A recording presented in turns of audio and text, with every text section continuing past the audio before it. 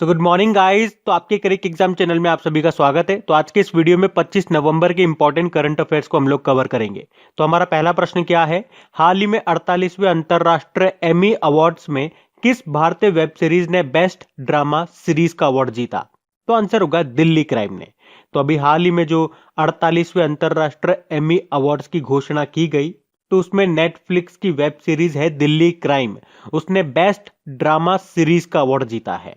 इस web series की जो डायरेक्टर हैं उनका नाम है रिची मेहता, और इस वेब सीरीज में जो पुलिस ऑफिसर का रोल किया है, जो पुलिस ऑफिसर के रोल में नजर आई है, उनका नाम है शेफाली शाह। मेन तो आप डायरेक्टर का नाम याद रख लो बस, रिची मेहता, और उस वेब सीरीज का नाम दिल्ली क्राइम।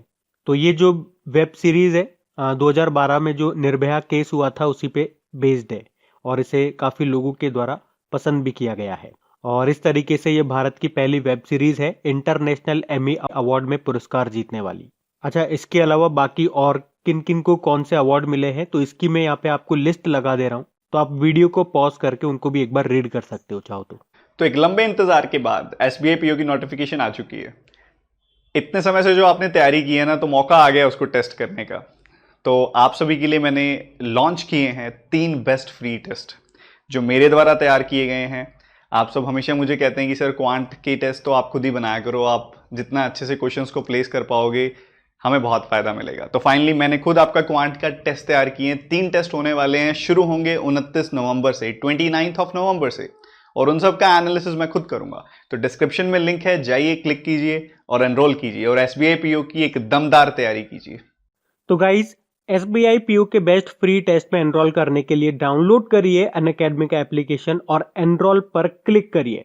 उसके अलावा अगर आप फर्स्ट टाइम अनअकैडमी पर आ रहे हैं तो यूज करिए मेरा अनलॉक कोड क्रैक एग्जाम 10 और एनरोल करें टेस्ट में फॉर फ्री और एक्सपीरियंस करें अनअकैडमी प्लेटफॉर्म को। इतना ही नहीं, अगर आप अनअकैडमी का प्लस सब्सक्रिप्शन लेंगे तो इस कोड से आपको 10% इंस्टेंट डिस्काउंट भी मिलेगा। तो अगर आपने अभी तक एनरोल नहीं किया है तो जल्दी से डाउनलोड करिए अनअकैडमी का एप्लीकेशन और एनरोल करिए, और न्यू यूजर कोड को यूज करना मत भूलिएगा। कोड क्या है? Crack exam 10। बढ़ते हैं आगे। फिर अगला प्रश्न देखते हैं, हाल ही में 2020 की एपेक शिखर सम्मेलन की मेजबानी किसने की? तो आंसर होगा मलेशिया ने। तो अभी एशिया पैसिफिक इकोनॉमिक कोऑपरेशन यानी कि एपेक 2020 इकोनॉमिक लीडर्स की बैठक मलेशियाई प्रधानमंत्री मुहिउद्दीन यासीन की अध्यक्षता में की गई। अच्छा बताओ, 2021 में एपेक समिट की मेजबानी कौन करेगा? न्यूजीलैंड। और 2020 में की है मलेशिया ने। और आपको बता दूं, ये दूसरा मौका था जब मलेशिया ने एपेक समिट की मेजबानी की। इससे पहले भी ये 1998 में इसकी मेजबानी कर चुका है। अच्छा, इस बार के शिखर सम्मेलन यानी कि समिट का जो विषय है, वो थीम है, वो क्या रही? Optimizing human potential towards a resilient future of shared prosperity, pivot prioritize progress. APEC मैंने फुल फॉर्म आपको बताई, एशिया पैसिफिक इकोनॉमिक कोऑपरेशन। इसका हेडक्वार्टर कहां पर है? सिंगापुर में है। एक तो ये आपको याद रखना है। अब यहाँ पे बात मलेशिया की हुई है, तो ये रहा मैप में मलेशिया। कैपिटल कुआलालंपुर है, करेंसी है मलेशियाई रिंगित, और प्रधानमंत्री है मुहिउद्दीन यासीन। बढ़ते आगे। फिर अभी हाल ही में 5वें इंडिया इंटरनेशनल चेरी ब्लॉसम महोत्सव को रद्द कर दिया गया। ये कहां पे आयोजित होना था? तो आंसर होगा शिलोंग में। तो अभी कोविड-19 के कारण 5वें India International Cherry Blossom Festival को रद्द कर दिया गया है। ये जो फेस्टिवल है ये हर साल मेघालय की राजधानी शिलोंग में आयोजित किया जाता है, तो ये भी आपको याद रखना है। अब बात मेघालय की है, तो ये रहा मैप में मेघालय। तो देखो, मेघालय की जो कैपिटल है वो शिलोंग है, और यहाँ के मुख्यमंत्री हैं कॉनरॉड संगमा, और गवर्नर हैं सत्यपाल मलिक। अभी नए बने हैं ये। आपको याद होगा, भारत की सबसे बड़ी सुअर पालन परियोजना ये मेघालय में ही शुरू हुई है अभी, और मेघालय सरकार ने अभी माइक्रो एटीएम सेवा भी शुरू की थी। बढ़ते आगे। फिर हाल ही में किस राज्य सरकार ने गौ माता टैक्स लगाने की योजना बनाई है? तो आंसर होगा मध्य प्रदेश।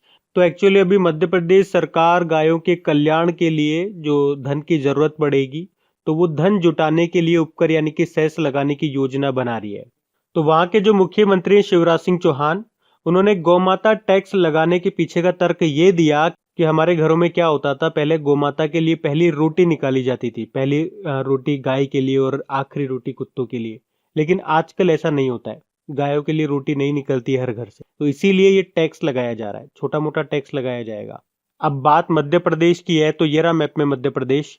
तो इसकी कैपिटल भोपाल है, मुख्यमंत्री हैं शिवराज सिंह चौहान और गवर्नर हैं आनंदीबेन पटेल। बाकी हमने पढ़ा था अभी मध्य प्रदेश ने पोषित परिवार सुपोषित प्रदेश अभियान भी शुरू किया था, और मध्य प्रदेश सरकार ने जो केंद्र सरकार की प्रधानमंत्री स्ट्रीट वेंडर योजना है उसके तर्ज पर मुख्यमंत्री रूरल स्ट्रीट वेंडर स्कीम को शुरू किया।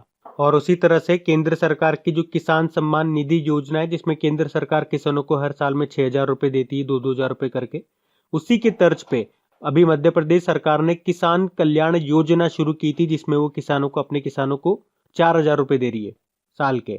उसके अलावा मध्य प्रदेश की छतरपुरा जिला पुलिस ने एक संकल्प बुजुर्गों के नाम अभियान शुरू किया, और इसी तरह से मध्य प्रदेश की बैतूल जिला पुलिस ने आस पास योजना शुरू की है मध्य प्रदेश में सुसाइड केसेस को कंट्रोल करने के लिए। अभी जो स्वच्छ सर्वेक्षण 2020 की रिपोर्ट आई थी, उसमें लगातार चौथी बार टॉप पे रहा, सबसे स्वच्छ रहा इंदौर। इंदौर से याद रखो, इंदौर का देवी अहिल्याबाई होलकर एयरपोर्ट को इंटरनेशनल एयरपोर्ट का दर्जा मिल गया। उसके अलावा इंदौर में ही बनेगा देश का पहला और दुनिया का दूसरा इन्फेंट्री म्यूजियम।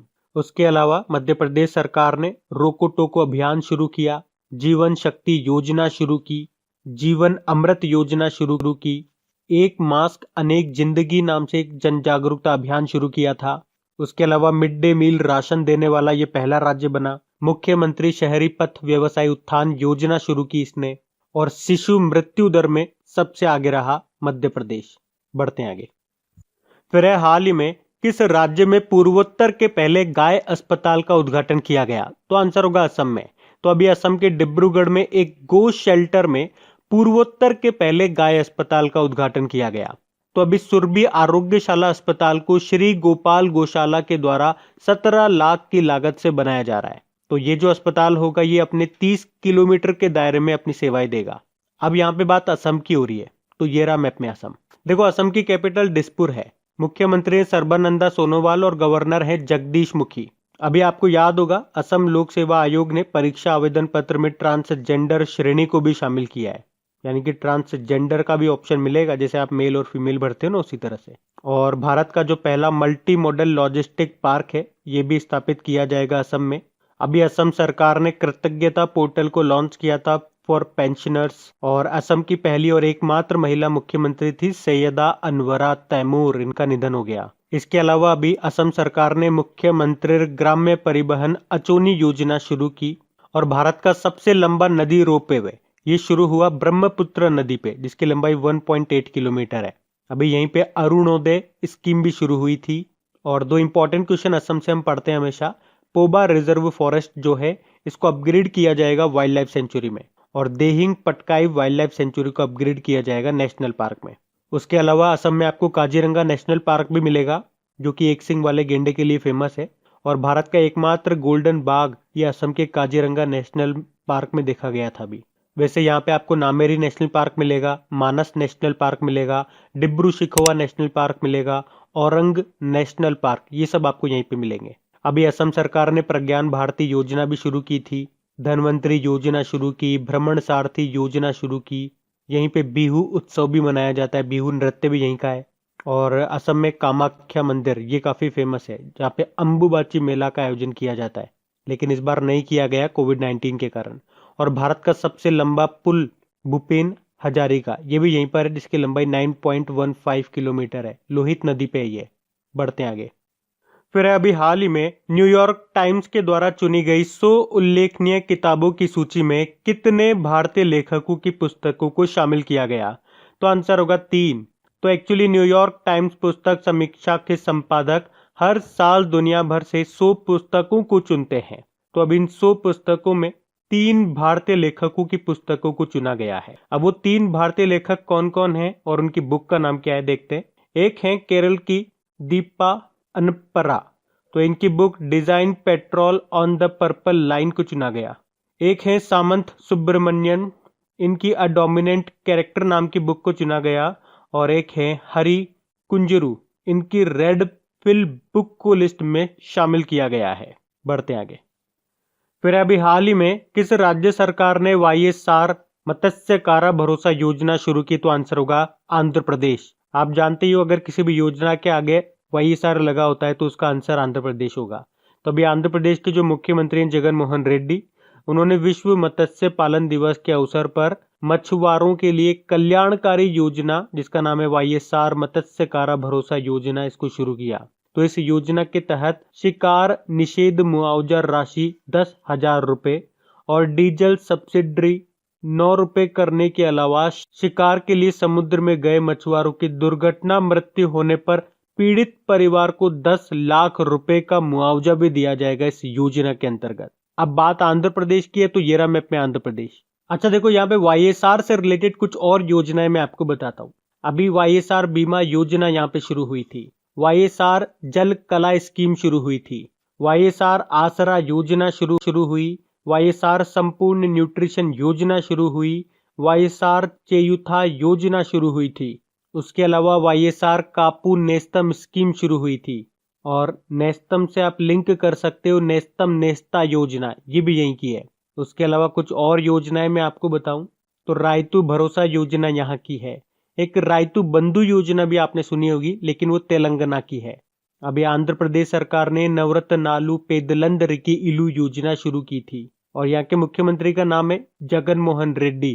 तो उनसे आप याद कर लोगे, एक तो जगन्ना विद्या दिवेना योजना, एक जगन्ना वस्ती दिवेना योजना और जगन्नान चेदुड़ू योजना। उसके अलावा जगन्नान विद्या कनुका योजना भी यहीं पे शुरू हुई थी। अच्छा, आंध्र प्रदेश से 3 कैपिटल मैं आपको बताता हूँ। देखो, इसकी लेजिस्लेटिव कैपिटल अमरावती है, एडमिनिस्ट्रेटिव कैपिटल विशाखापट्टनम है और जुडिशियल कैपिटल है कुर्नूल।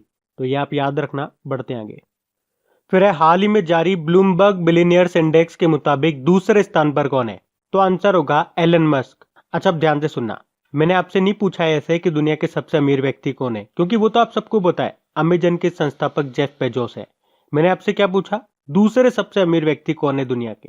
तो आंसर होगा टेस्ला के प्रमुख एलन मस्क। और अभी ये जो एलन मस्क हैं, ये माइक्रोसॉफ्ट के संस्थापक बिल गेट्स को पछाड़कर दूसरे स्थान पे आ गए। बिल गेट्स तीसरे स्थान पे चले गए।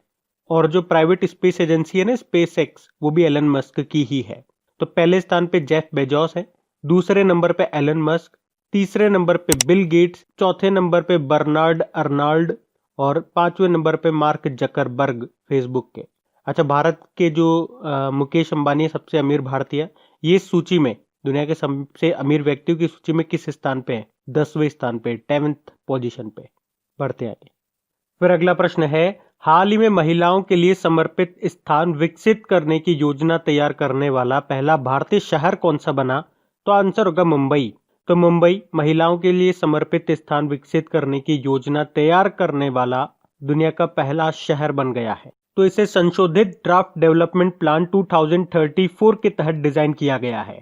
तो इस योजना के तहत शिक्षा और स्वास्थ्य सहित महिलाओं की सामाजिक जरूरतों को पूरा करने के लिए राज्य भर में 90 भूमि आरक्षण किए जाने हैं। अच्छा, मुंबई से एक और प्रश्न मैं आपको याद दिलाता हूं कि ट्रैफिक सिग्नल पर महिला की आकृति लगाने वाला भारत का पहला शहर बना है मुंबई।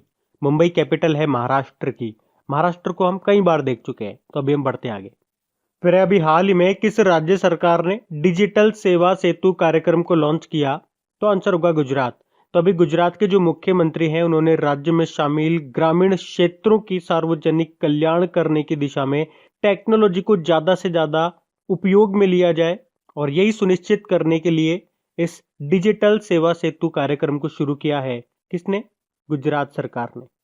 देखो, गुजरात की कैपिटल क्या है? गांधीनगर है। मुख्यमंत्री है विजय रूपानी और गवर्नर है आचार्य देवव्रत। आपको याद होगा कि दुनिया का सबसे बड़ा खिलौना संग्रहालय ये गुजरात में बनाया जाएगा।